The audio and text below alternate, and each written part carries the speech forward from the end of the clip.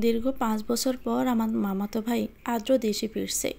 আমরা সবাই বাড়ির গেটে দাঁড়িয়ে ওনার জন্য অপেক্ষা করছি। কিছুক্ষণের মধ্যে ওনার গাড়ি এসে পৌঁছালো। আদ্র গাড়ি থেকে নামার পর ওনার সাথে আরেকজনও নামলো, যাকে দেখে আমার বুকের ভিতর দক করে উঠল। আমি কখনোই আদ্র ভাইয়ের সাথে ওনাকে আশা করিনি। এতগুলো বছর পর ওনাকে দেখবো আমি স্বপ্নেও ভাবিনি। কিন্তু উনি হঠাৎ করে এত বছর পর আবার এখানে কেন আসলো? খুব তো ৫ বছর আগে আমাকে কাঁদিয়ে চলে গিয়েছিল, তাহলে আবার ফিরে আসলো কেন? ভালোই তো ছিলাম ওনার ফেলে যাওয়ার স্মৃতি নিয়ে। মাহির ভাবনার মাঝে মেহরাব গাড়ি থেকে বেরিয়ে আদ্রের সাথে বাড়ির মধ্যে চলে গেল। যাওয়ার আগে একবার মাহির দিকে তাকালো, তারপর আবারও চোখ ফিরিয়ে নিল। কিরে পিচ্ছি বুড়ি, এভাবে হাঁ করে দাঁড়িয়ে আছিস কেন? আদ্রর কথায় মাহির হুঁশ ফিরল। কোনো রকমে নিজেকে সামলে নিয়ে বলল, আদ্র ভাইয়া, আমি মোটেও আর ফিরছি নই। আমি এখন অনার্স সেকেন্ড ইয়ারে পড়ি। হো তাই বুঝি? আমি আরও ভাবলাম তুই এখনও সে ৫ বছর আগের পিচ্ছেটাই আছিস। আদ্র মাহির পিছনে না লেগে ভিতরে যা। দাদু কিন্তু তোদের দুজনের উপর অনেক বেশি রেগে আছে। সে যে বাড়ি থেকে দুটো রাগ করে বেরিয়ে গেলি, আর ফিরলি ৫ বছর পর। অনেকটা সময়। হ্যাঁ রে, তোদের কি আমার কথা একবারও মনে পড়েনি?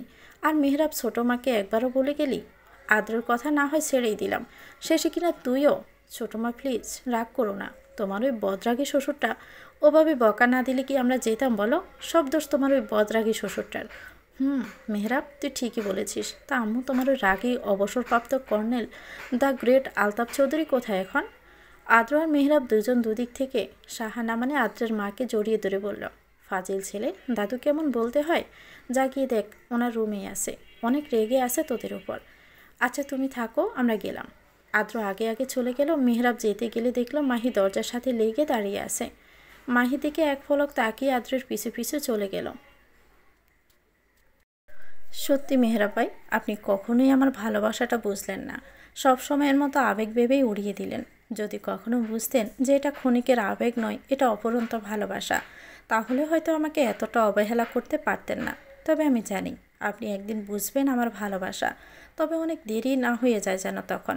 মনে মনে কথাগুলি বলে চোখের কোণে জমে থাকা পানিটা মুছে নিয়ে নিজের রুমে চলে গেল মাহি। মেহরাব আর আদ্র মাথা নিচু করে অপরাধীর মতো মুখ করে দাঁড়িয়ে আছে।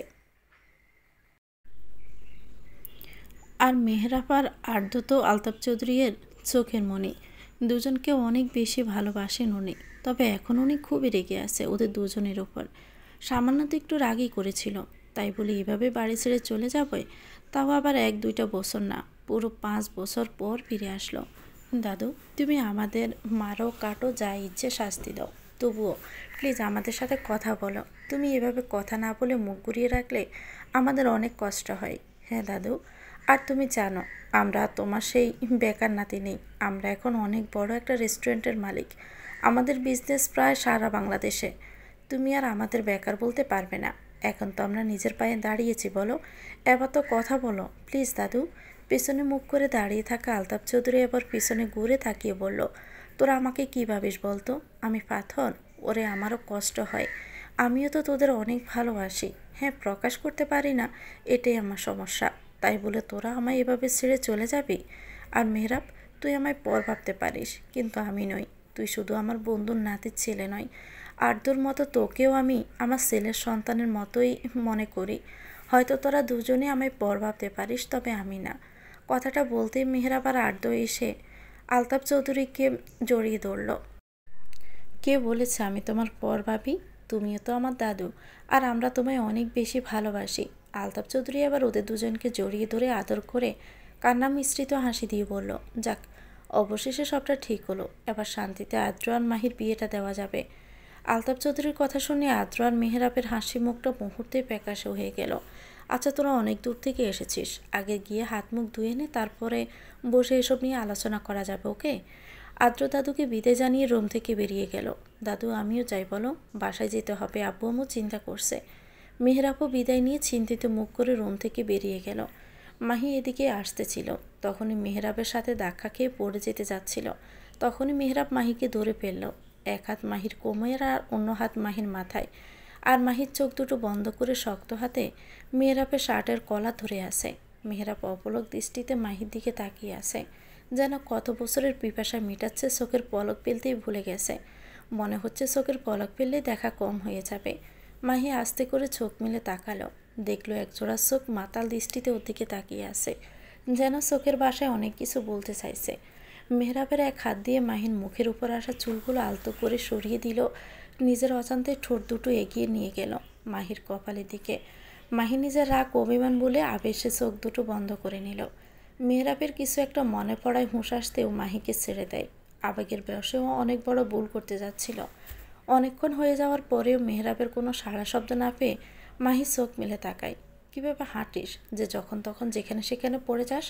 এত বড় হয়েছিস এখনও ভালো করে হাঁটা শিখলি না? এরপর থেকে ভালো করে দেখে শুনে হাঁটবি, নয়তো পরের বার আমি আর ধরতে আসবো না, যত সব। কথাগুলো বলে মেহরাব চলে গেল। আর মাহি টলমল চোখে মেহরাবের যাওয়ার দিকে তাকিয়ে থাকলো। এটা কোনো নিয়ম হলো আম্মু?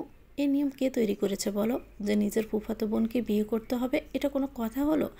হ্যাঁ, তোর দাদুরও আগে থেকে এই নিয়ম মেনে আসছে। তোর দাদুও তার ফুফাতো বোনকে বিয়ে করেছে, আর তোর বাবাও তার ফুফাতো বোনকে বিয়ে করেছে, তাই সেই নিয়ম অনুযায়ী তোকেও মাহিকে বিয়ে করতে হবে।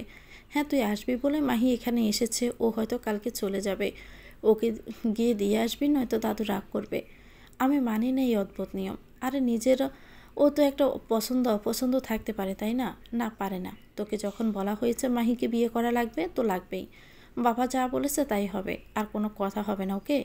কিন্তু বাবা, আদ্র কিছু বলার আগে মেহরাব ওখানে চলে আসলো। আদ্র, আমি বাসায় চলে যাচ্ছি, তুই যাবি নাকি আমি একাই চলে যাব? আরে না, দাঁড়া, আমিও যাব। আদ্র মেহরাব সবার থেকে বিদায় নিয়ে রুম থেকে বেরিয়ে গেল, উদ্দেশ্য মেহরাবদের বাসায় যাওয়া। আদ্র ড্রাইভ করছে আর মেহরাব বসে আছে।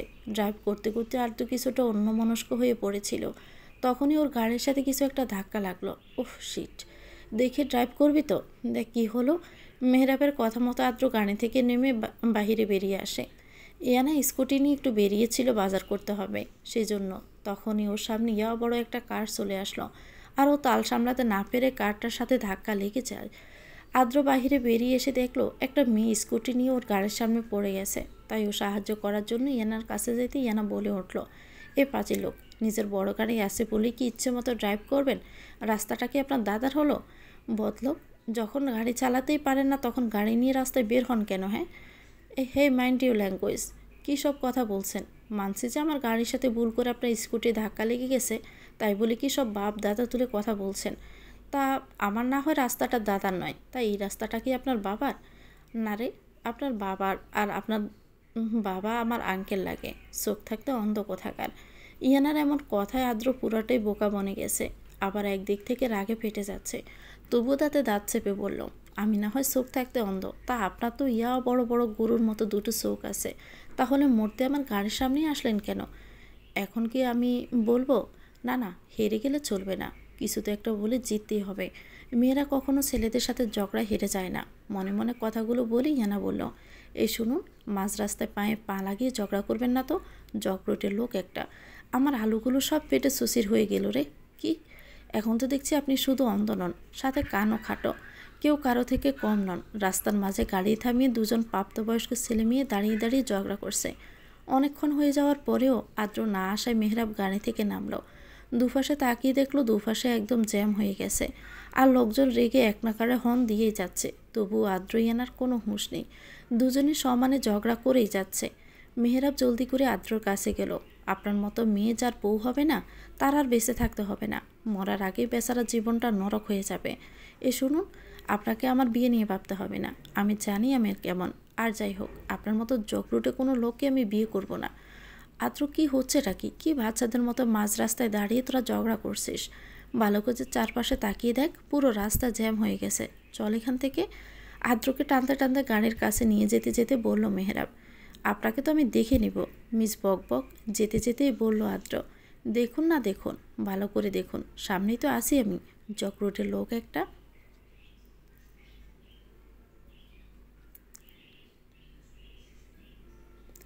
এক বস্তা রাগ নিয়ে বাড়ি ফিরল ইয়ানা। থুপথাপ পা ফেলে রুমের ভিতর চলে গেল। এখনও আদ্র বকেই যাচ্ছে আদ্রকে। বাজারের ব্যাগটা রেখে সোজা রুমে চলে গেল। তারপর হাত মুখ ধুয়ে মাথায় একটু পানি নিল, কেননা এখন মাথাটা ঠান্ডা করা দরকার। কত খারাপ লোক, বড় গাড়ি আছে বলে রাস্তা এভাবে চালাতে হবে? আল্লাহ না করুক, যদি আমার কিছু হয়ে যেত তাহলে আমার মাকে কে দেখতো? ভাগ্যিস আল্লাহ ঠিক সময়ে বাঁচাই দিছে। আবার যদি ওই লোকটার সাথে দেখা হয় তবে ওনাকে বুঝিয়ে দিব ইয়ানা কী জিনিস, আর ওনার থেকে কিছু টাকাও নিব। কেননা ওনার জন্য আমার স্কুটির সামনের আয়নাটা ভেঙে গেছে। কিরে, কার সাথে কথা বলছিস আর কাকে এইভাবে বোকা দিচ্ছিস? আর বলো না মা, জানো আজকে কি হয়েছে? তারপর ইয়ানা ওর মাকে সবটা বলল। আচ্ছা তুমি বলো আম্মু, যদি আমার কিছু হয়ে যেত। আর তুমিই তো জানো আমি কত সুন্দর করে স্কুটি চালাই, একদম এক সাইড দিয়ে বলো। কিন্তু তুই এমন করে স্কুটি চালাস সেটা আমি ভালো করেই জানি। স্কুটি নয়, মনে হয় পেন চালাচ্ছিস। ভাগ্যিস ওই ছেলেটার কিছু হয়নি। আমি শিওর যদি আর কিছুক্ষণ ওই ছেলেটা ওখানে থাকতো তাহলে তুই ওকে গণধোলাই খাওয়াতি। কি, তুমি আমার আপন মা হয়ে আমায় এভাবে বলতে পারলে? মনে তো হচ্ছে তোমার ওই ছেলেটার জন্য প্রাণ কাঁদছে। যাও না, যাও গিয়ে ছেলেটাকে মেয়ের জামাই বানাও। না থাক, আমার শুধু শুধু কারো জীবন নষ্ট করার কোনো ইচ্ছে নেই। আম্মু, আরে আমি তো মজা করছিলাম। আমার মেয়েটা অনেক ভালো, একদম সোনা মেয়ে। আয় খেতে আয়, আমি খাইয়ে দিচ্ছি। মেহরাব, তুই বরং মাহিকে বাসায় দিয়ে আয়। আসলে আমি দিয়ে আসতাম, কিন্তু আমার একটা কাজ পড়ে যাওয়ায় যেতে পারছি না। আরে রাতের বেলায় তো আর মাহিকে একা ছাড়তে পারি না। আদ্রর কেন জানি মনে হচ্ছে মেহরাবের বিশ্বাস হলো না, তাই ব্রু কুচকে বলল, তোর আবার এখানে কিসের কাজ? আর তোর কাজ পড়লে আমি জানতাম না? সত্যি করে বলতো। আর আমি মাহিকে পৌঁছে দিতে পারবো না, পারলে তুই গিয়ে দিয়ে আয়, নয়তো ওর বাসায় যাওয়ার দরকারই নেই। মেহরাবের শেষের কথাটা মাহি শুনে ফেলল। আসলেও ভিতরে গিয়েছিল রেডি হতে। আর সবার থেকে বিদায় নিয়ে খুশি মনে বাহিরে গাড়ির কাছে আসতেই মেহরাবের এই কথাটা শুনতে পেল। মাহির চোখের কোণে পানি জমে যায়। কোনো রকমে কান্না আটকিয়ে মেহরাবদের সামনে গিয়ে বলল, আদ্র ভাইয়া, আপনার যদি সময় হয় তাহলে আমায় দিয়ে আসতে পারেন, নয়তো থাক, আপনাদের কাউকে আমায় দিয়ে আসতে হবে না, আমি একাই চলে যেতে পারবো। আসলে কারো ইচ্ছের বিরুদ্ধে তো আর কাউকে দিয়ে কিছু করানো যায় না। এই বলে মাহি চলে গেল। নে, হলো তো, ও তো চলে গেল, যা ওকে গিয়ে আটকা। আমি কেন যাব? ও তোর হবু বউ, আর তোর হবু বউ এভাবে রাতের বেলায় একা বেরিয়ে গেল। তুই নিজে আনতে না গিয়ে একটা পরপুরুষকে যেতে বলছিস কেন? তোর একটা দায়িত্ব আছে, তুই এভাবে তোর দায়িত্ব আমার উপরে চাপাতে পারিস না আদ্র। কি বললি? মাহি আমার হবু বউ, তাই তো? ওকে, ও যেহেতু আমার হবু বউ তাই ওর সব দায়িত্ব আমার। আর আমার এখন ইচ্ছে করছে না ওকে দিয়ে আসতে। যেহেতু ও আমার হবু বউ তাই আমি ওকে পৌঁছে দেবো কি দেবো না সেটা নিতান্তই আমার ব্যাপার। ওকে, এ বলে আদ্র মাহিকে রাস্তায় গিয়েছে সেদিকে না গিয়ে তার উল্টো রাস্তায় চলে গেল। আরে মাহি তো এই রাস্তায় গিয়েছে, তুই অন্য রাস্তায় যাচ্ছিস কেন? আর ও সে কখন গিয়েছে, যদি কোনো বিপদ হয়ে যায়? তোর যখন মাহিকে নিয়ে এতই চিন্তা তাহলে তুই জানা, আমাকে কেন বলছিস? আমি এখন রাতের এই ঠান্ডা হাওয়া খাবো আর রাতটাকে উপভোগ করব।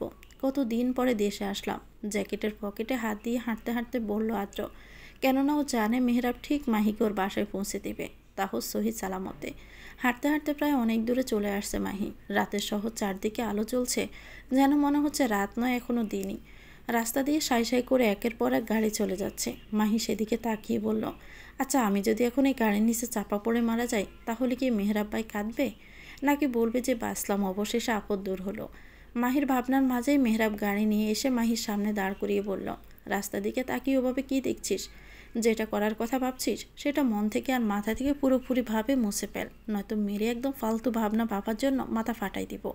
জলদি গাড়িতে উঠ। উনি তো আমার মনের সব কথাই বুঝতে পারে, তাহলে আমি যে ওনাকে ভালোবাসি এটা কেন বুঝতে পারে না? নাকি বুঝেও না বোঝার ভান করে থাকে? কিরে, কথা কানে যাচ্ছে না?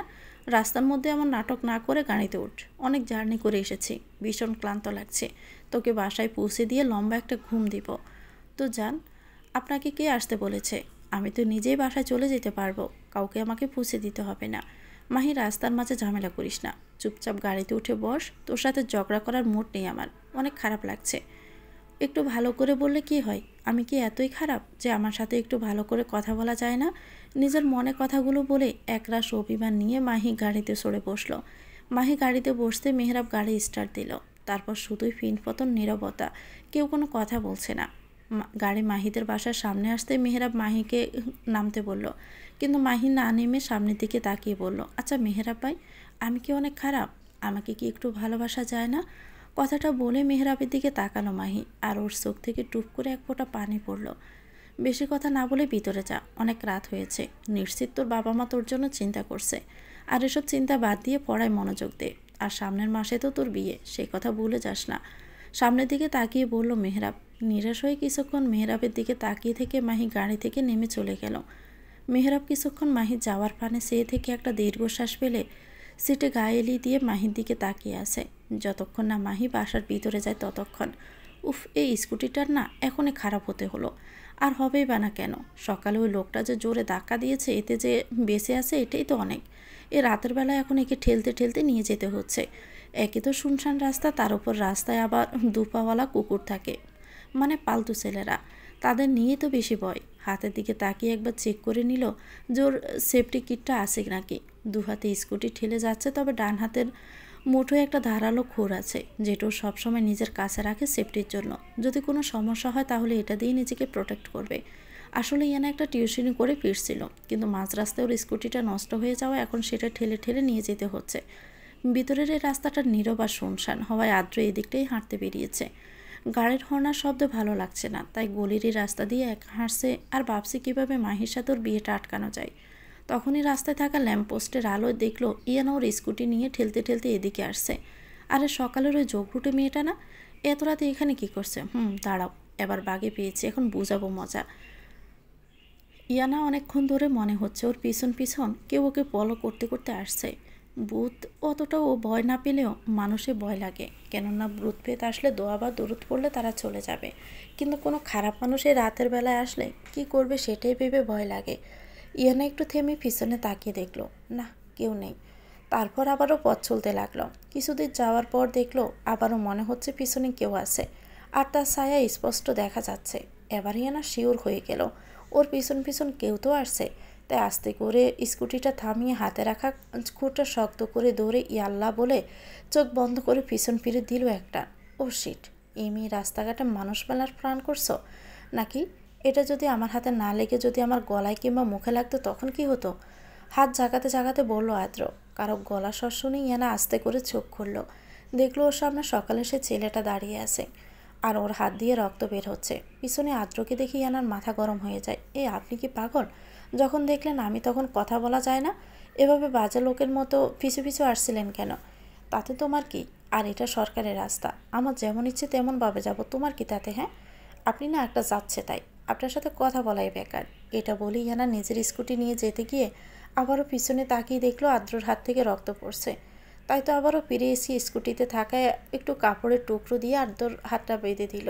কি ভেবেছিলেন নিজের ওড়না ছেড়ে আপনার হাত বাঁধবো? মোটেও না, নিহাত ভুল করে আপনার হাতে লেগে গেছে, তাই মানবতার খাতিরে কাজটা করলাম। ওকে, গুড বাই। দেখো, আবারও ভয় পেও না যেন। বলা তো যায় না সব সময় তো আবার আমার মতো ভালো ছেলে রাস্তায় থাকবে না। হো মিস্টার, আমি অতটাও ভীত নই, ওকে, আর নিজেকে রক্ষা নিজেই করতে পারি, আপনাকে এত জ্ঞান দিতে হবে না। ইয়ানা স্কুটি নিয়ে ঠেলতে ঠেলতে সামনের দিকে চলে গেল। কিছুদূর যাওয়ার পর সামনে দেখলো 3-4টা ছেলে একসাথে বসে সিগারেট খাচ্ছে আর আড্ডা দিচ্ছে। যদি একজন হতো তাও কথা ছিল, কিন্তু এখানে তো 4জন, আর এরা ভালো না খারাপ তাও তো জানি না। এর থেকে তো ওই মিস্টার জগরুটেই ভালো ছিল। ইয়ানা স্কুটি ঘুরিয়ে নিয়ে আবার আদ্রর দিকে গেল। আদ্র ওখানে দাঁড়িয়ে নিজের কাটা হাতটা দেখতেছিল। তখন ইয়ানা ওর সামনে এসে বলল, মনে হয় ক্ষতটা বেশ গভীর নয়, 3-4 দিন ওখানে ওষুধ দিলে সেরে যাবে। কারো গলার স্বর শুনে আদ্র সামনে তাকিয়ে দেখলো ইয়ানা দাঁড়িয়ে আছে। কি হলো, আপনি না চলে গেলেন, তাহলে আবার ফিরে আসলেন কেন? কি চাই? কেন, এমনি এমনি আসতে পারি না নাকি? শুনুন, কাটা স্থানে না ওই একটা মলম আছে, কি যেন নামটা মনে পড়ছে না, ওটা লাগাবেন, তাহলে দেখবেন অল্প কয়েকদিনের মধ্যেই সেরে যাবে। এত না পেঁচিয়ে সোজা আসল কথা বলুন। আসলে ওইদিকে না 3-4টা ছেলে বসে আছে, তাই বলছিলাম কি, আপনি যদি আমায় একটু এগিয়ে দিয়ে আসতেন তাহলে অনেক উপকার হতো। আর মানুষ তো মানুষের জন্যই, তাই না? ওই গানটা শুনেন নাই, মানুষ মানুষের জন্য, জীবন জীবনের জন্য, একটু কি মহানুভবতা কি মানুষ পেতে পারে না? ও তাই তো বলি, ধানি লঙ্কা হঠাৎ করে এত মিষ্টি হয়ে গেল কিভাবে? তাহলে এই ব্যাপার তো। ওদিকে যদি ছেলে থাকে তাহলে আমি কি, আমিও তো ছেলে। নাকি আমাকে দেখে আপনার মেয়ে মনে হচ্ছে? না, সেটা না, আমি বলতে চাইছি ওই ছেলেরা খারাপ, তবে আপনাকে দেখে তো মনে হচ্ছে আপনি ওদের মতো নয়, আপনি ভালো, তাই বলছি একটু এগিয়ে দিন না। বাড়ি আমার মা টেনশন করছে। তখন কে যেন বলেছিল যে কেউ নাকি অনেক সাহসী, কাউকে নাকি ভয় পায় না, সে একাই 100। তাহলে এখন গেল কোথায় তার এত সাহস? বলছি তো আমার ভুল হয়ে গেছে, এত ভাব নেওয়ার কি আছে, একটু এগিয়ে দিয়ে আসলে কি হয়? আদ্র কিছুক্ষণ ইয়ানার দিকে তাকিয়ে থেকে বলল, আচ্ছা চলুন। তারপর আদ্র ইয়ানাকে নিয়ে একেবারে ওর বাড়ির সামনে পৌঁছে দিয়ে তারপর নিজের বাসার দিকে রওনা হলো। এই মেহরাব, আর কত ঘুমাবি? এবার উঠ, অনেক বেলা হয়ে গেছে, এখনও পরে পরে ঘুমাচ্ছিস কেন? কোনো কাজ নেই? আর সে কখন থেকে তোর ফোনটা বেজেই যাচ্ছে, সেদিকে খেয়াল আছে? উফ আম্মু, এত সকালে ডাকছো কেন? ঘুমাতে দাও তো, ভালো লাগছে না, অনেক ঘুম পাচ্ছে। কথাটা বলেই মেহরাব আড়মোড়া ভেঙে আবারও ঘুমিয়ে পড়ল। কিন্তু ঘুম আসার আগেই ওর ফোনটা বিকট শব্দে বেজে ওঠে। একরাশ বিরক্তি নিয়ে ফোনটা কানে ধরল মেহরাব। 20 মিনিট সময় দিচ্ছি, ঠিক 20 মিনিটের মধ্যে আপনি আমার বাসার সামনে আসবেন, তারপর আমাকে এখান থেকে নিয়ে ভার্সিটিতে দিয়ে আসবেন। মাহির কণ্ঠ শুনে মেহরাব ফোনটা কান থেকে সামনে এনে দেখল যে সত্যি মাহি ফোন দিয়েছে। ততক্ষণে মেহরাবের মা ওখান থেকে চলে গিয়েছে। সকাল সকাল ফোন দিয়ে আমার কাঁচা ঘুম নষ্ট করে কি ভুলভাল কথা বলছিস? একদম রাগ দেখাবেন না আমায়, বলে দিলাম। আর আমি আমাদের বাসার সামনে রাস্তায় দাঁড়িয়ে আছি, জলদি আসুন, নয়তো কিন্তু আমি চলে আসবো আপনার বাসায়। আর সেটা যদি দাদু জানতে পারে তাহলে কি হবে জানেন তো? আমি তো বলবো যে আপনি আমায় যেতে বলেছিলেন। খুব সাহস বেড়েছে তো, তাই না? আমাকে যদি এখন সত্যি আশা লাগে তখন কিন্তু দেখাবো মজা। আর চুপচাপ ফোনটা কেটে আদ্রকে কল দে, তারপর ওকে বল তোকে ভার্সিটিতে দিয়ে আসতে। আর যদি তাও না পারিস তাহলে ওখান থেকে একটা রিক্সা নিয়ে সোজা আদ্রর পাশে চলে যাবি। ওকে কথাগুলো ভালো করে মাথার মধ্যে ঢুকিয়ে নে। আর আমাকে ফোন দিবি না এখন, আমি ঘুমাবো, মোটেও বিরক্ত করবি না। রিক্সা তো আমি নিবই, তবে আদ্রদের বাসায় যাব না, আপনার বাসায় আমি আসছি। ঠিক 20 মিনিট অপেক্ষা করব, তারপর আমি আসছি। কথাগুলো বলে মাহি ফোন কেটে দিয়ে নিজের বুকে ফু দিল। নিজেকে আজকে অনেক সাহস সঞ্চয় করে কথাগুলো বলছে মেহরাবকে। আমি ঠিক জানি উনি আমায় নিতে ঠিকই আসবে। ফোনের দিকে তাকিয়ে মেহরাব একটা দীর্ঘশ্বাস নিয়ে রেগে ফোনটা আছাড় মেরে পায়ের কাছে ফেলে দিয়ে উঠে বসে পড়ল। এরা দুজন আমায় পাগল করে দিবে। এদের দেখে কে বলবে যে আর কয়েকদিন পর এদের বিয়ে? মাঝে মাঝে মনে হয় আদ্র নয়, মাহি বিয়ে আমার সাথেই হবে। না না, আমি এসব কী ভাবছি? এসব কথা যদি দাদু জানতে পারে তাহলে উনি অনেক কষ্ট পাবে। আর আমি কিছুতে দাদুকে কষ্ট পেতে দিব না। মাহি আর আদ্রর বিয়ে যে করে হোক দিতেই হবে, কেননা এটা দাদুর ইচ্ছে। আর আমার যত কষ্টই হোক দাদুর ইচ্ছে পূরণ করেই ছাড়ব। কথাগুলো ভেবে মেহরাব উঠে চলে গেল। এখন আবার ফ্রেশ হয়ে মাহিকে নিয়ে যেতে হবে। সূর্যটা প্রায় মাথার উপর গড়িতে হয়তো বা 2টা সুই সুই কিংবা এর কম। একটা মোটাসোটা ফাইল বুকের সাথে চেপে ধরে হেঁটে চলছে ইয়ানা। অনেক কষ্টে অনার্সটা শেষ করে এখন বসে আছে, কেননা এরপরে আর পড়ার টাকা নেই। এখন কষ্ট করে ছোটোখাটো একটা চাকরি জোগাড় করতে পারলেই শান্তি, তাতে মামির হয়ে যাবে। বাবা যদি অ্যাক্সিডেন্টে মারা না যেত তাহলে হয়তো এত কষ্ট সহ্য করতে হতো না। তাতে কি, আল্লাহ যা করে ভালোর জন্যই করে। হাঁটতে হাঁটতে নিজের গন্তব্যস্থানে পৌঁছে গেছে। সকালে বাবার বসকে ফোন করেছিলাম এই আশায়, যদি বাবা চাকরিটা কোনো রকমে আমায় দেওয়া যায় সেই জন্য। তো বস বলেছে দুপুরের দিকে ওনার বাসায় যেতে, সেজন্যই আসা। ফাইলটা ধরে কোনো রকমে কলিং বেলটা চাপলাম। প্রায় অনেক সময় পরে একজন ভদ্রমহিলা এসে দরজাটা খুলে দিল। তারপর অমায়িক একটা হাসি দিয়ে বলল, কাকে চাই? কি সুন্দর সে হাসি! আমি একটা মেয়ে হয়ে ওনার হাসির প্রেমে পড়ে যাচ্ছি। বয়সকালে উনি হয়তো অনেক সুন্দরী ছিল, যাকে বলে চোখ ধাঁধানো সুন্দরী। আচ্ছা, ওনার কোনো ছেলে মেয়ে আছে? না জানি ওরা কত সুন্দর। আমার ভাবনার মাঝে উনি আবারও বলে উঠল, বললে না তো কাকে চাই? ইয়ে মানে আমি বলছি যে এটা কি আশরাফ চৌধুরীর বাসা? উনি কি বাড়িতে আছেন? একটু ডেকে দেওয়া যাবে? উনি এখন বাড়িতে নেই, কিন্তু আর কিছুক্ষণের মধ্যেই চলে আসবে। তুমি বরং ভিতরে গিয়ে বসো। জি আচ্ছা ঠিক আছে। মহিলাটি ইনিয়াকে নিয়ে বাড়ির মধ্যে চলে গেল। তারপর ইনিয়াকে সোফায় বসতে বলে উনি রান্নাঘরের দিকে চলে গেল। ইয়ানা পুরো বাড়ি দেখতে লাগলো। বাড়িটা অবশ্য ভালোই বড়, হবেই তো, বড় লোক মানুষ। ইয়ানা বসে নিজের কাগজগুলো ঠিক করে টি টেবিলের উপর সাজিয়ে রাখছিল। তখনই পিছন থেকে কেউ বলল, এই কে তুমি? বাসার মধ্যে আসলে কিভাবে? এই তুমি কি চোর নাকি চুন্নি? তাহলে তো এখনই পুলিশ ডাকতে হবে। আসমকা কথা বলে ইয়ানা চমকে গেল, পিছনে তাকিয়ে আরেক দফা চমকে গেল। কেননা যে কথাগুলো বলেছে সে স্বাভাবিক নয়, মানে তার মুখে পেস ব্যাগ দেওয়া, ওটা শুকিয়ে যাওয়ায় কেমন যেন ভয়ানক লাগছে। ইয়ে মানে আমি হলাম মানে? কি মানে করছো? পুলিশকে ফোন করব? দিনে দুপুরে চুরি করতে আসছো, তাও আবার এত ভালো পোশাক পরে? ওমা, আবার দেখছি সাথে কাগজপত্র আছে। তা বলছি যে তুমি কি কোনো ডিগ্রিপ্রাপ্ত চুর নেই? মহিলার কথা বলায় ইয়ানা পুরে শক হয়ে গেছে। কি বলবে কিছু বুঝতে পারছে না, তাই চুপ করে আছে। তখনই রান্নাঘর থেকে আগের মহিলাটা বের হয়ে বলল, আরে কি করছিস মালতী? ও চোর হবে কেন? ও তো তোর ভাইয়ের কাছে এসেছে, হয়তো কোনো কাজের জন্য। ও আপু, তোমাকে কতবার বলবো আমার নাম মালতী নয় মধুমালতী। আর ছোট্ট করে মধু মানে মানে হানি।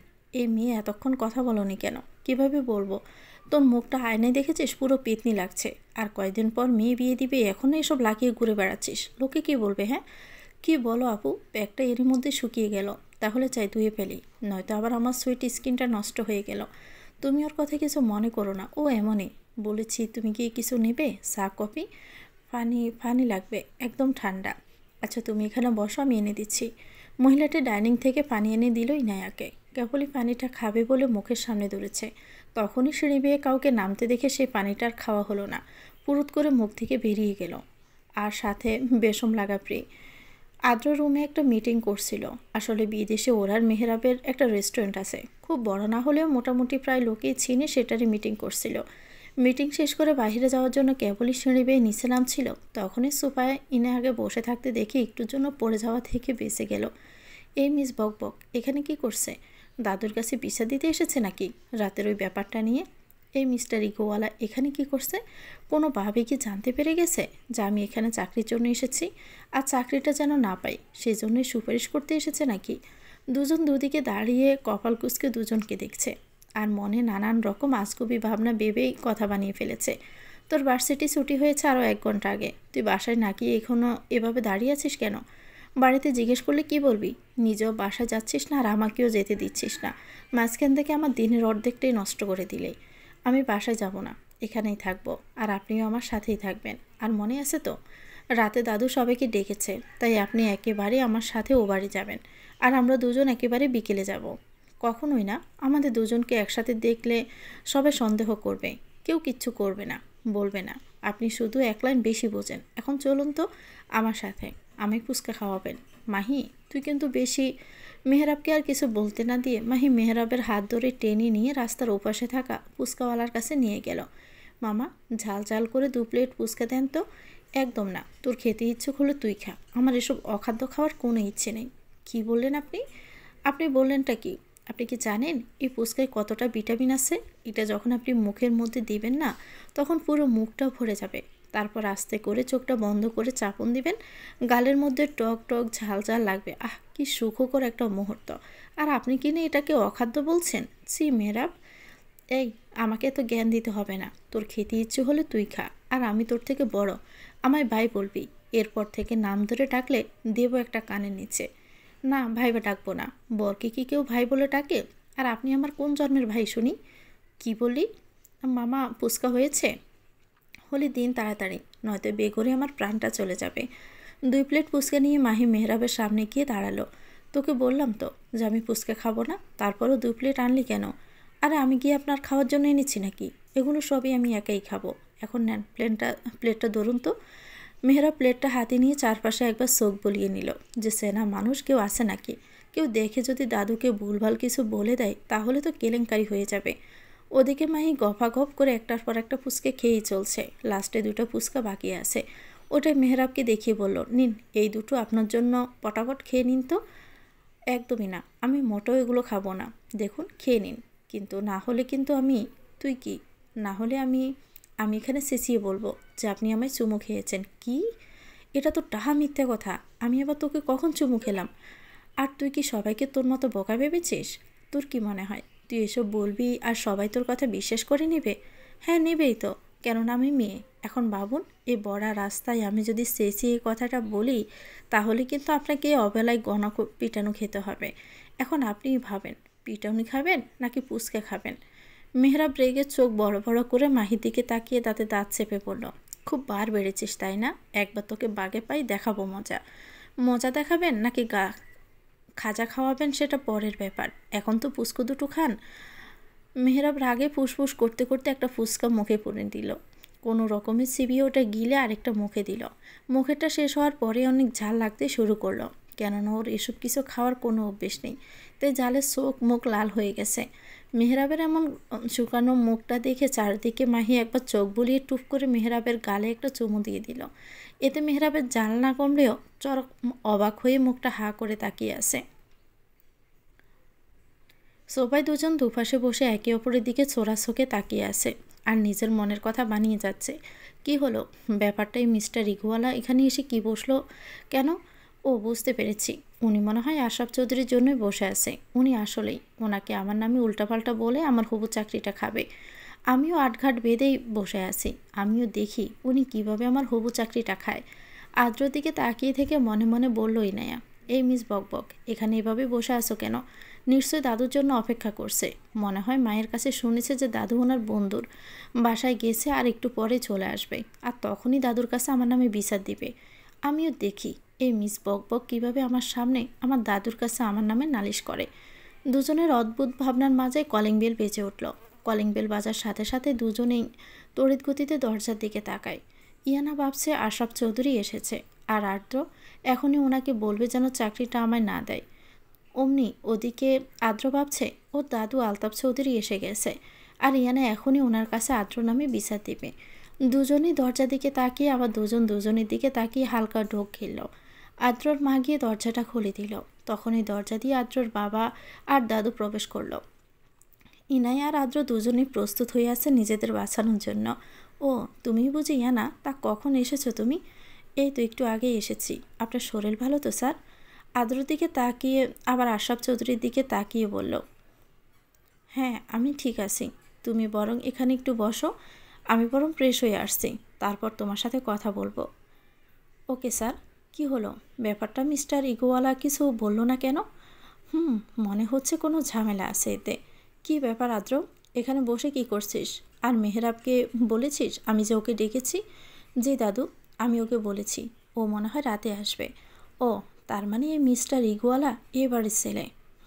আমি আরও উল্টাপাল্টা কী যে সব ভেবেছিলাম। ইস, কানের গোড়া দিয়ে আমি বেঁচে গেছি। তুমি কে? তোমাকে তো ঠিক চিনলাম না। জি, আমি আসলে আশরাফ চৌধুরীর কাছে এসেছিলাম একটা চাকরির ব্যাপারে কথা বলতে। ও, তার মানে এই মিস বকবক দাদুর কাছে আসেনি, বরং বাবার সাথে দেখা করতে এসেছে। এটা তো ভালো কথা। শোনো, আমার মতে প্রতিটা মেয়েকেই নিজের পায়ে দাঁড়ানো উচিত। শুধু যে চাকরি করার জন্য পড়াশোনা করতে হবে তা কিন্তু নয়, নিজের সন্তানকে পড়ানোর জন্য তো শিক্ষিত হওয়া উচিত। কেননা একটা সন্তানের জন্য একজন শিক্ষিত মা খুবই জরুরি। আর মেয়েরা সবসময় কেন পুরুষের উপর নির্ভর করে থাকবে?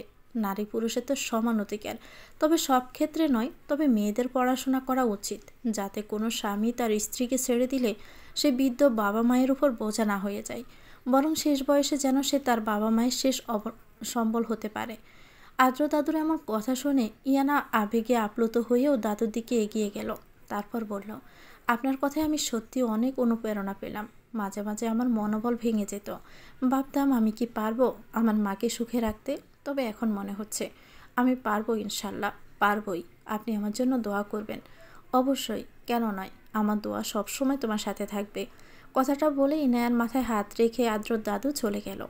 কি হলো, অমন গরুর মতো বড় বড় চোখ করে আমার দিকে তাকিয়ে আছেন কেন? আমি কি কোনো এলিয়েন নাকি? এই তো এত সময় পর নিজের ফর্মে ফিরে এসেছেন। এত সময় তো দাদুর সামনে অবলা এক বিদ্রোহী নারী হয়েছিলেন, আর এখন দাদু চলে যেতেই জাসিকে রানী হয়ে গেছেন। সত্যি মেয়েরা যখন তখন না রূপ বদল করে গিরগিটির থেকেও ফাস্ট। এই শুনুন, একদম ঝগড়া করার চেষ্টা করবেন না। আমি এখন মোটেও ঝগড়া করার কোনো মোডে নেই। ও, তার মানে মানলেন যে আপনি একটা জোকরোটে মহিলা? কি আমি মহিলা? তাহলে আপনি একটা বেটা লোক। ব্যাস, শুরু হয়ে গেল আবারও ঝগড়া। কেউ কারো থেকে কম যায় না। মাহি নিজের মুখ গোমরা করে সিটে বসে আছে, কেননা মেহরাব ওকে তখন অনেক বকাবকি করেছে মাঝ রাস্তায় অমন করা দেখে। তাই এখন মাহির মনটা খুবই খারাপ। মেহরাব ড্রাইভ করার ফাঁকে ফাঁকে মায়ের দিকে তাকালো, দেখলো মাহি মুখ গোমরা করে বসে আছে। মাহি কিছু বলতে গিয়েও বলল না, কেননা ও আজকে যা করেছে সেটা সত্যি লিমিট ক্রস করে গেছে। তাই এখন থেকেই ওকে শাসন করতে হবে, নয়তো পরে হাজার বকলেও কথা শুনবে না। মাহি মেহরাব দরজা দিয়ে ভিতরে ঢুকতে দেখলো আদ্র কারোর সাথে সেই রকমের ঝগড়া করছে। ও ঝগড়াতে এতটাই মশগুল যে মাহি মেহরাবকে সে খেয়ালই করেনি। মাহি মেহরাব একে অপরের দিকে তাকিয়ে আবারও আদ্র ইয়ানার দিকে তাকালো। এখানে কি হচ্ছে সব?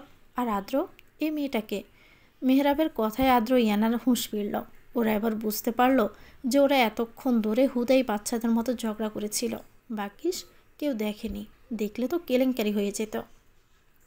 সবাই বলতো যে বাড়ির অফিসে চাকরি নিতে এসে সে বাড়ির ছেলের সাথে পায়ে পা লাগিয়ে ঝগড়া করছে। ওদের ভাবনার মাঝে মাহি দৌড়ে গিয়ে ইয়ানার সামনে গিয়ে বলল, আরে আপু, কেমন আছেন? আমায় চিনতে পেরেছেন? ঠিক মনে করতে পারছি না, তুমি কে বলো তো? আরে আপনি তো আমাদের ভার্সিটি থেকে বিদায় নিয়ে আসলেন, আর আমি তো আপনাকে ফুল দিয়েছিলাম। হয়তো আপনার মনে নেই আমার কথা। তাই এখানে কোনো কি দরকার? হ্যাঁ, একটা দরকার ছিল মিস্টার আশরাফ চৌধুরীর সাথে। একটা কাজের ব্যাপারে কথা বলবো, এই আর কি। ও আচ্ছা, আপনি আমার মামার কাছে এসেছেন বুঝি? আচ্ছা, চিন্তা করবেন না, আমার মামা অনেক ভালো মানুষ, উনি নিশ্চয়ই আপনাকে সাহায্য করবে। ইয়ানার ভীষণ লজ্জা লাগছে। সব সেনা মানুষ এই বাসায় থাকতে হলো কেন? একে তো এই মিস্টার ইগোওয়ালা, তার উপর আবার এই জুনিয়র আপু। কিভাবে যে এদের সবার সামনে চাকরির কথাটা বলবে কে জানে। সত্যি মাথার উপর দিয়ে বাবা নামক ছায়াটা সরে গেলে জীবনের সামনে চলাটা ভীষণ কঠিন হয়ে যায়। তোমরা সবাই এখানে কি করছো? মাহি, তুমি রুমে গিয়ে ফ্রেশ হয়ে নাও। আর আদ্র, মেহরাব, তোমরা দুজনেও গিয়ে ফ্রেশ হয়ে দাদুর রুমে যাও। উনি তোমাদেরকে ডেকেছে কি যেন বলবে। আর তুমি এখানে বসো দেখি, তোমার কাগজগুলো। সবাই সবার মতো যে যার কাজে চলে গেল। আদ্র যাওয়ার আগে একবার ইয়ানার দিকে আড়চোখে তাকিয়ে তারপর চলে গেল। ইয়ানা আদ্রর বাবার কথা শুনে ভয়ে ভয়ে নিজের কাগজগুলো ওনাকে দেখালো। আদ্রর বাবা খুবই বিচক্ষণতার সাথে কাগজগুলো দেখেই বললেন, সরি, আমি তোমাকে এই চাকরিটা দিতে পারবো না।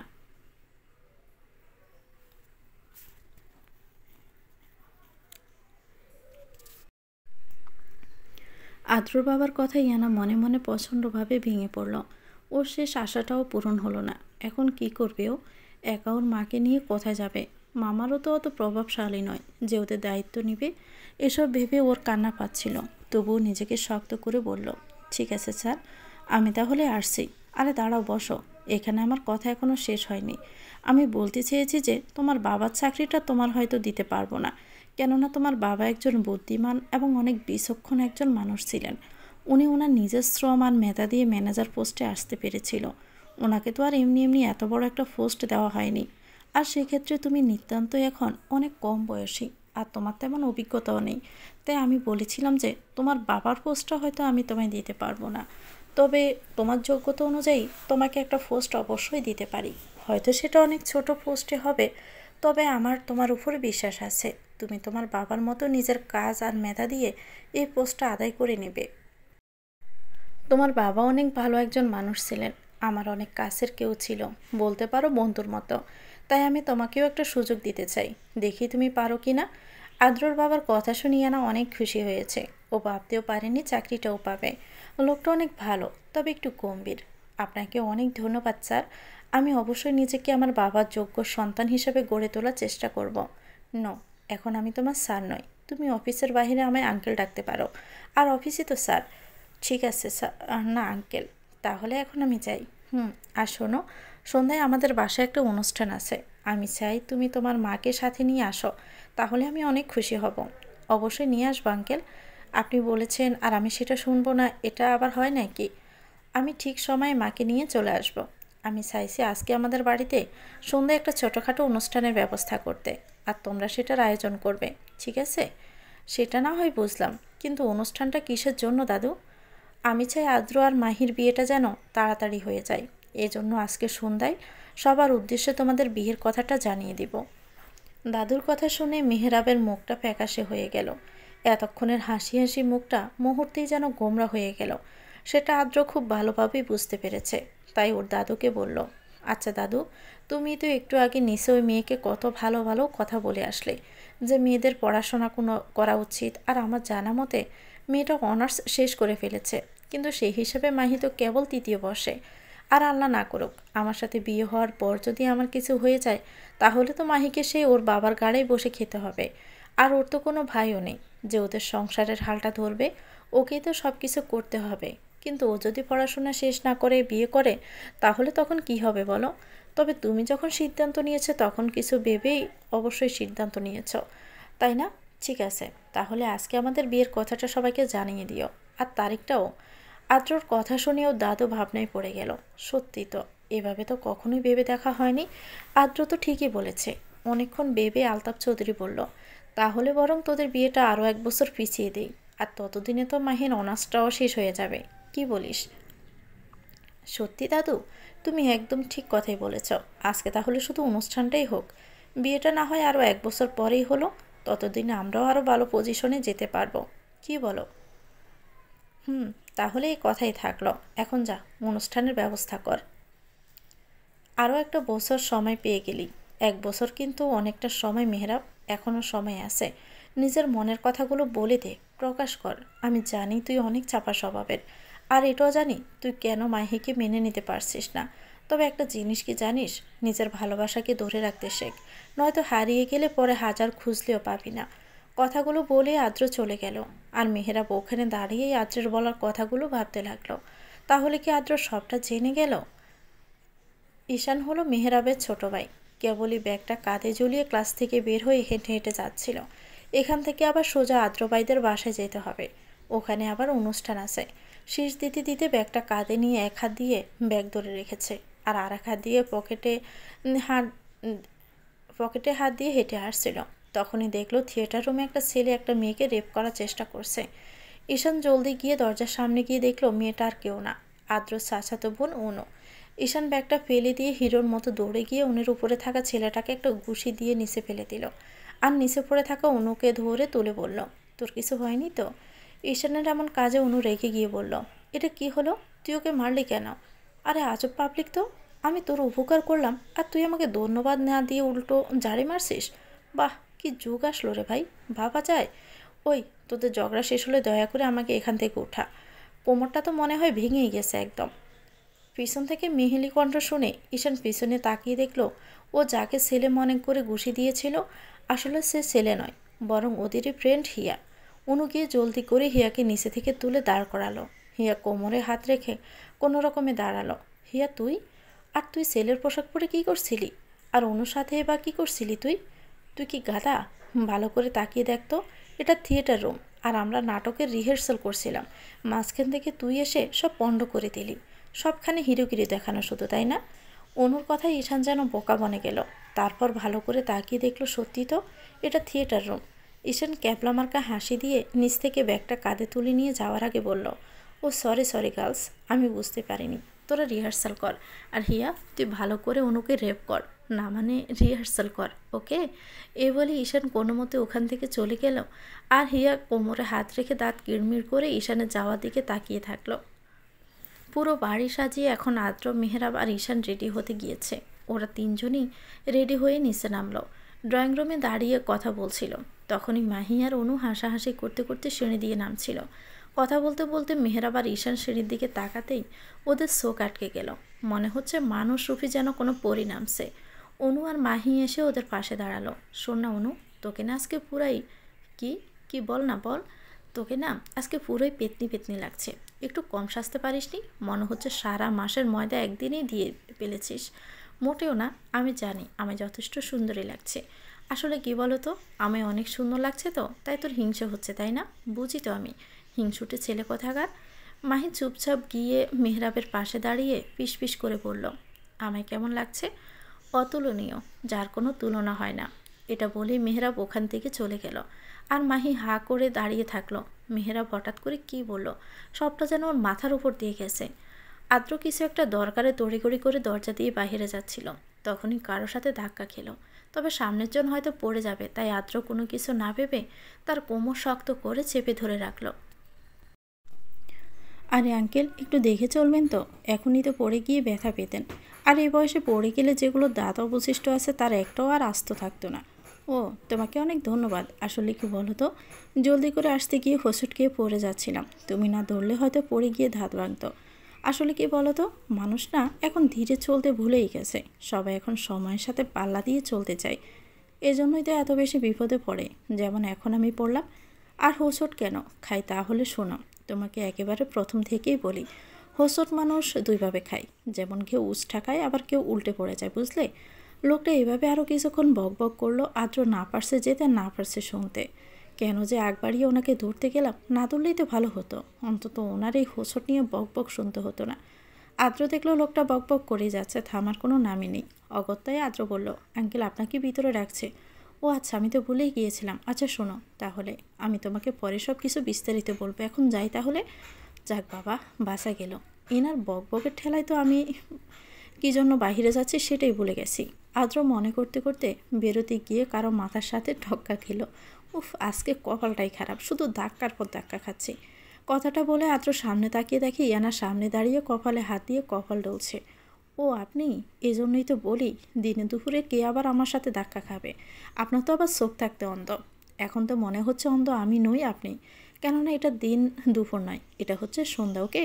সরান সামনে থেকে, যত সব। ইয়ানাকে পার করে আদ্র সামনে যেতেই দেখলো একজন ভদ্র মহিলা দাঁড়িয়ে আছে। কি পবিত্র একটা মুখ, একদম ফুলের মতো। আদ্র কিছুক্ষণ মহিলাটির দিকে তাকিয়ে থেকে বললে, আপনি আমার মা? কেন, আপনার কোনো সমস্যা? ইনি আপনার মা? দেখে তো মনে হচ্ছে না। এত সুন্দর শান্তশিষ্ট আর পবিত্র একজনের মেয়ে হয়ে আপনি এত বাসালা জগরুটে কেমনে হলেন সেটাই তো বুঝলাম না। আপনি দেখ আম্মু, চলো তো, ইনার সাথে কথা বলে সময় নষ্ট করার কোনো মানেই হয় না। ইনায়া ওর মাকে নিয়ে ভিতরে চলে গেল। তারপর আদ্রর বাবার সাথে পরিচয় করিয়ে দিল, সাথে বাড়ির বাকি সবার সাথেও পরিচয় করিয়ে দিল। অনেক রাত পর্যন্ত অনুষ্ঠান হলো। শেষে ইনায়ারা খাওয়া দাওয়া করে বাড়ির পথে রওনা হলো। পরদিন থেকে ইনায়া অফিস জয়েন করলো আর নিয়মিত অফিস যাওয়া শুরুও করলো।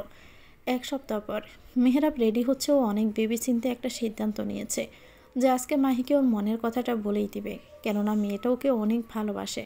আর এতদিন তো ওকে ইগনোর করলাম, কিন্তু তবুও ওর ভালোবাসা একটুও কমেনি, বরং আরও বেড়ে গেছে। আর রাত্র ঠিকই বলেছে, ওর মনের কথা চেপে না রেখে বলে দেওয়াই ভালো, নয়তো পরে আফসোস করতে হবে। মেহরাব রেডি হয়ে বাহিরে বেরোতে ওর মায়ের সামনে পড়ল। ও তুই, আমি তো তোর কাছে যাচ্ছিলাম। শোন, আজকে একটু আমার সাথে মার্কেটে যাবি? কেন? ও মা, কেন আবার জানিস না? ভাবছি মাহির জন্য একটা আংটি আর একটা গলার হার বানাবো, আর আদ্রের জন্য একটা আংটি আর একটা চেন। তোকে তো বলেছে কাকু আমাদের জন্য কত কিছু করেছে, ভুলে গেলি? কাকুর জন্য তোর বাবা প্রায় মরতে মরতে বেঁচে গিয়েছিল। ওনাকে অবশ্য উপর থেকে অনেক শক্ত লাগে, কিন্তু মনটা অনেক নরম আর অনেক বড়। নয়তো দেখ, আমরা ওনাকে কোনো রক্তের সম্পর্ক ছাড়াও উনি তোকে কতটা ভালোবাসে। আর উনি কেন, ওই বাড়ির সবাই তোকে কত ভালোবাসে। তাই এমন কিছু করিস না যাতে ওরা কষ্ট পায়। মায়ের কথা শুনে মেহরাবের মনে মনে সব আশা যেন ভেঙে গেল। অনেক কষ্ট হচ্ছে, তবুও মনকে শক্ত করে একটা কঠিন সিদ্ধান্ত নিল। আচ্ছা আম্মু, আমরা বিকেলে যাব, এখন আমি একটু আসছি, আমার একটা কাজ আছে। এই বলে মেহরাব চলে গেল। নদীর পাড়ে হাতে আইসক্রিম নিয়ে দাঁড়িয়ে আছে মাহি, কেননা মেহরাব ওকে এখানেই আসতে বলেছে। কি যেন দরকারি কথা বলতে চাই। মাহির ভাবনার মাঝে ওখানে মেহরাব আসলো। সে কখন থেকে দাঁড়িয়ে আছে জানেন, পা ব্যথা হয়ে গেছে। আচ্ছা যাই হোক, এখন বলেন কি বলার জন্য এখানে ডেকেছেন। মেহরাব একটা দীর্ঘশ্বাস নিয়ে নদীর মাঝে ছোট ছোট ঢেউর দিকে তাকিয়ে বলল, বিয়ে করবি আমায়? ঈশান ক্লাসে যাওয়ার সময় দেখলো একটা ছেলে অনুর হাত ধরে টানাটানি করছে, আর অনু সেটা ছাড়াবার চেষ্টা করছে। ঈশান সেটা দেখে ভাবলো হয়তো আজও কোনো নাটকের রিহার্সাল করছে।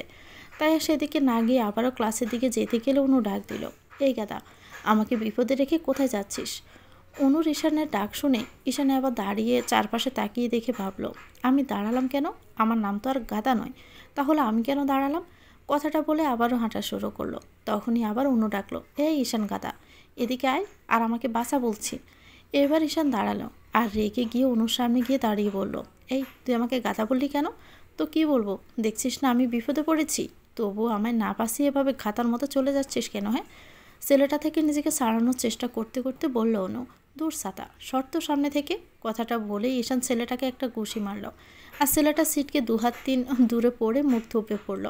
কিন্তু সেদিকে ওদের দুজনের কারোই নজর নেই, ওরা তো ঝগড়া করতেই ব্যস্ত। তুই দেখলি যে আমি বিপদে পড়েছি, তারপরও তুই আমায় বাঁচালি না কেন? না দেখার ভান করে ওভাবে চলে গেলি কেন? বল শীঘ্রই। আরে আজব তো, কালকে যখন হিয়া তোকে রেপ করেছিল। কি? আরে রাগ করছিস কেন? মানে আমি বলতে চাইছি যে কালকে যখন তোরা রিহার্সাল করছিলি তখন তো আমি সত্যি ভেবে হিয়াকে ঘুষি মেরেছি, তার জন্য তো আমি কত কথা শোনালি। আর আজকে যখন ছেলেটা তোর হাত ধরে টানাটানি করছিল, আমি ভেবেছি যে আজকেও তোরা রিহার্সাল করছিলি, তাই তো কিছু না বলেই চলে যাচ্ছিলাম। তাই বলে এভাবে আমায় একা একটা ছেলের সাথে রেখে তুই চলে যাবি? যদি আমার কিছু হয়ে যেত? অভিমানে মাথা নিচু করে বলল অনু। ও রে, আমার অনুটা বুঝে মানও করেছে। থাক বাবু, আর অভিমান করতে হবে না। আর তুই চাইলে আমি সব সময় তোর কাছে থাকতে রাজি আছি। শেষের কথাটা ঈশান অনুর কানের কাছে এসে লো ভয়েসে বলল। আজ 1 সপ্তাহ পর ইনায়া আজকে আবারও আদ্রদের বাসায়, কেননা আদ্রর বাবা একটু অসুস্থ, তাই অফিসে যেতে পারেনি। কিছু দরকারি ফাইলে সাইন করতে হবে, এজন্যই নতুন ম্যানেজার ইনায়াকে ফাইল সহ আদ্রদের বাড়ি পাঠিয়ে দিয়েছে আদ্রর বাবা থেকে সাইনটা করিয়ে নেওয়ার জন্য। যদিও এখানে আসার কোনো ইচ্ছে ছিল না ইনায়ার, এখানে আসলে ওই ইগওয়ালা লোকটার সাথে তার দেখা হবে। এই তো বাবুর নাম মনে করতে বাবু এসে হাজির। এই যে মিস বকবক, বাবা আপনাকে উপরে বাবার রুমে যেতে বলেছে। এই যে মিস্টার ইগওয়ালা, একটা কথা ভালো করে আপনার ওই মাথায় গেঁথে নিন, আমার নাম মিস বকবক নয়, আমার নাম মিস ইনায়া। ওকে, আপনিও একটা কথা আপনার ওই মোটা মাথায় গেঁথে নিন, আমার নাম ইগোওয়ালা নয়, আমার নাম হচ্ছে আদ্র চৌধুরী। ওকে, সরুন এবার সামনে থেকে।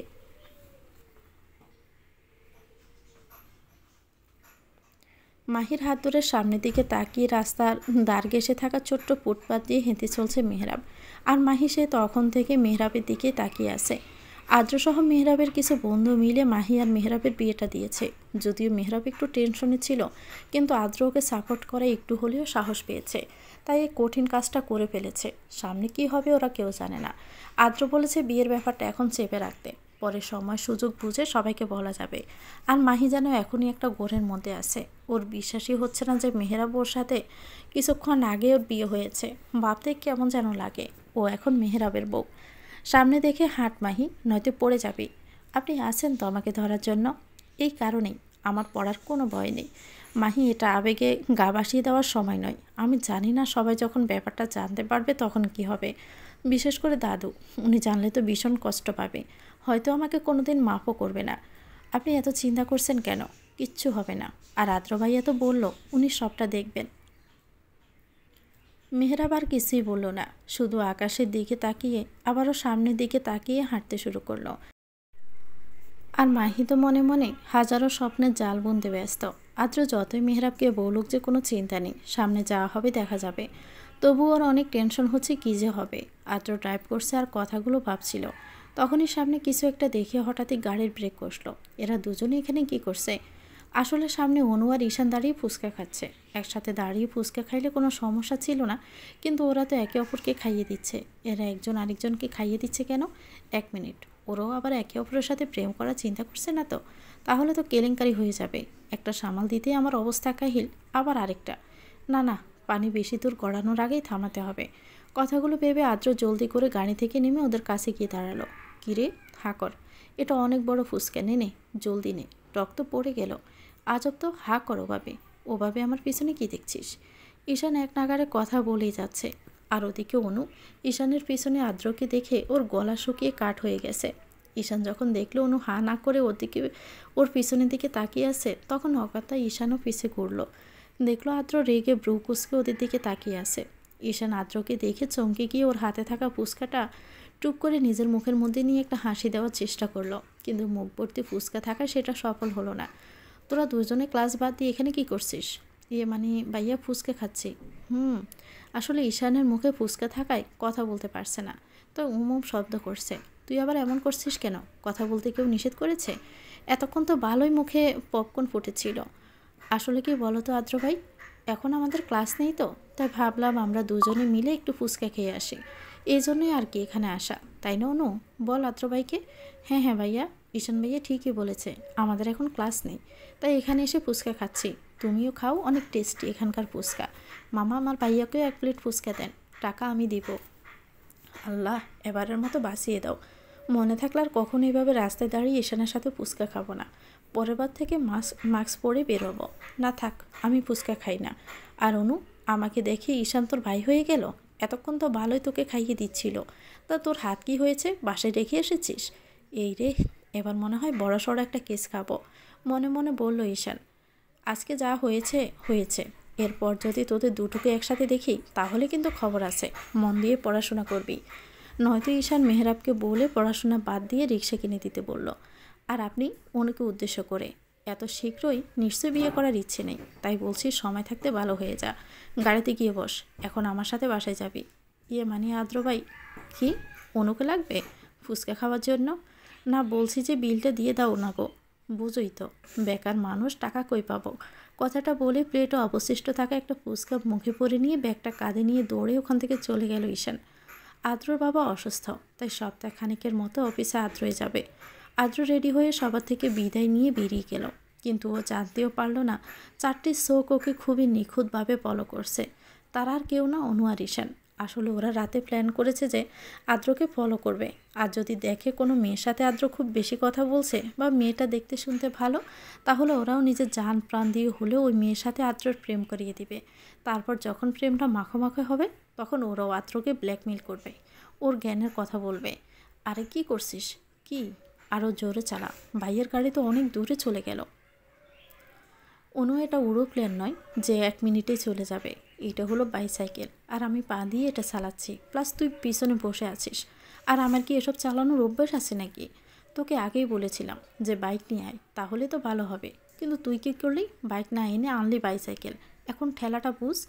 আরে বাইক তো ভাইয়াই নিয়ে চলে গেল কোথায় যেন, আর ওটা ভাইয়ের বাইক, তাই ভাইয়া নিয়ে চলে গেছে।